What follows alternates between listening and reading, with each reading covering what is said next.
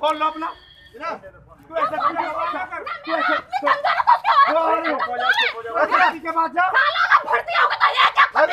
नहीं माता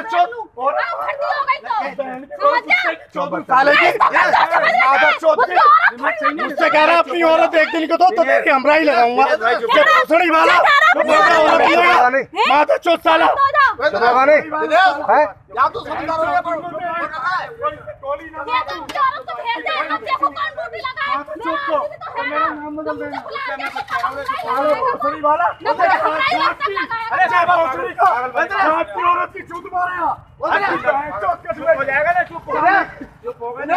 चुप हो जा जब हम तुझसे कह रहे चुप ना मानोगे तो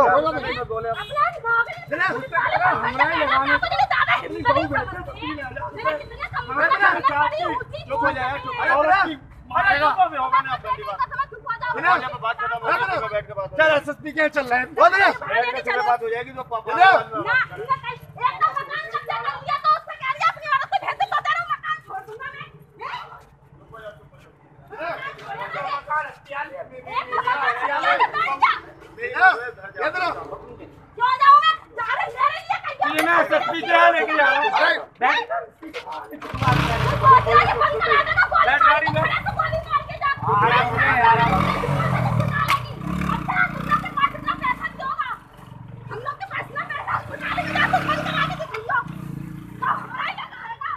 में मेरी यातायात में ड्यूटी लगी हुई थी सर चौपला में 22 तारीख को। तो मैं दोपहर में यातायात कार्यालय में गया था, वहाँ मेरी एससीपी शान आलम से बात हुई। मैंने सर ऐसे ऐसे पुराने होमगार्ड सब हमराई कर रहे हैं तो सब आप मेरी भी हमराई लगा दीजिए। आपने नए होमगार्ड कोई भी नहीं लगाए हमराई पे। तो बोले ऐसा है पुराने होमगार्ड जो हैं लगे हुए हैं हमराई पे वो 3000 रुपया महीना देते हैं। मैंने साहब तो मेरे पे तो 3000 रुपया है नहीं, मेरी तनख्वाह मिलेगी हुए तो मैं आपको दे सकता हूँ, फिलहाल मेरे पे भी 3000 रुपया नहीं है। बोले 3000 रुपया नहीं है तो कोई ऐसी कोई औरत की व्यवस्था कर दो। मैंने सर ये लड़कियों वाला काम तो मैं रंडी वाला काम तो मैं करता नहीं हूँ। तो बोले क्या कहते हैं नहीं करते हो तो तुम्हारी कोई औरत जैसी कोई हो तो वो ले आओ। मैंने साहब यदि मैं आपसे कहूँ कि आपकी कोई बहन जैसी हो ले आओ, मैं आपको 3000 रुपये दे दूँगा तो आपको कैसा लगा? इतने पे आग बबूला हो गए। बोले तो मुझे जानता नहीं है जे वो है। मैंने एक का भी मकान कब्जाया था, उसने हर जगह तहरीर डाली, 12 दरी में मुकदमा चल रहा, आज भी वो कुछ नहीं कर पाई। मैंने रजिस्ट्री करा ली। मैंने साहब वो आपने करा होगा, वो आपकी अलग मैटर है।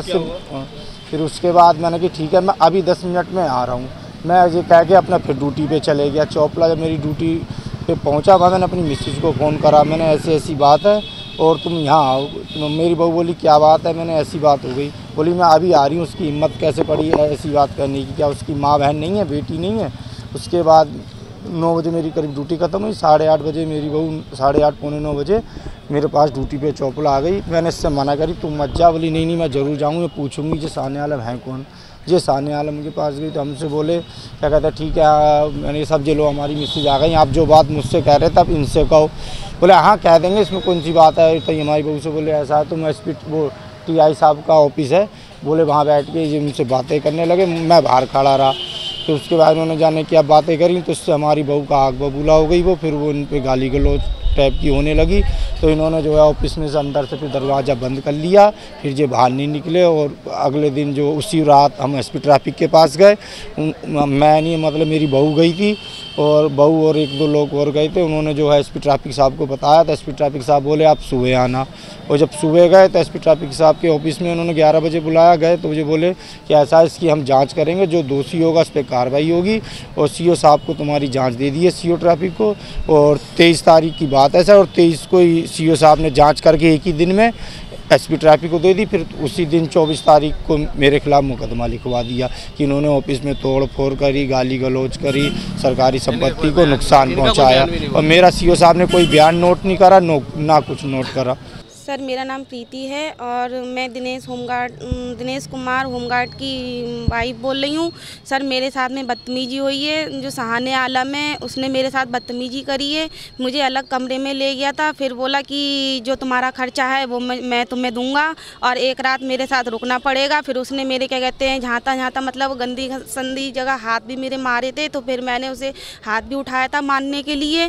फिर बोला कि अरे लगाने दो तो क्या हो गया, मैंने कहा ऐसा क्यों कर रहे हो? तो बोला कोई बात नहीं, मैं तुम्हारे पति की ड्यूटी लगा दूंगा ऐसी इसी जगह पे।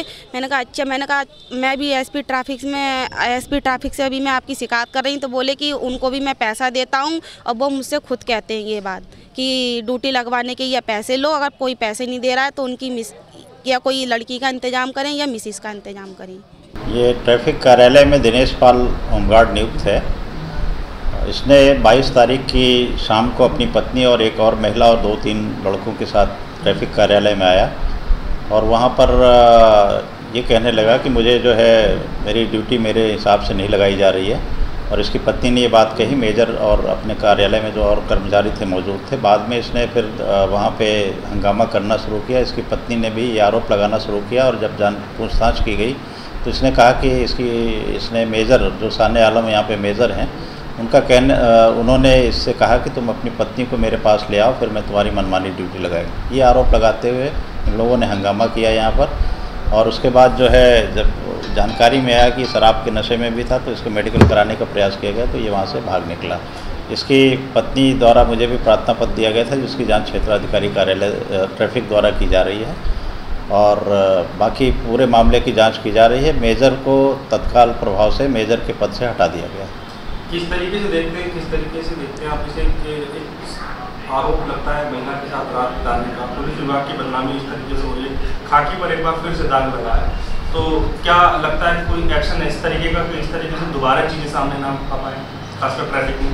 अभी प्रथम दृष्टया जो होमगार्ड और उसकी पत्नी का आरोप है इसमें कोई बहुत सत्यता प्रतीत नहीं होती है, फिर भी जांच की जा रही है। जांच में जो चीज़ें तथ्य में प्रकाश में आएंगे उसके आधार पर कार्रवाई की जाएगी। होमगार्ड के खिलाफ जो है डिस्ट्रिक्ट कमांडेंट होमगार्ड को उसको ट्रैफिक से हटाने के लिए रिपोर्ट भेजी गई है और एक आपराधिक मुकदमा भी थाना कोतवाली में सरकारी कार्य में बाधा डालने और हंगामा करने, गाली गलौज करने के संबंध में दर्ज कराया गया। ऐसे क्या वजह है कि महिला की शिकायत पर दर्ज नहीं हुआ मुकदमा, उल्टा शिकायत करता होमगार्ड पर ही मुकदमा दर्ज हो गया? महिला की शिकायत पे जांच की जा रही है। महिला की शिकायत पे पूरी जांच हो रही है। जांच के बाद अगर उसमें कोई तथ्य प्रकाश आएंगे तो उसमें विधिक कार्रवाई की जाएगी।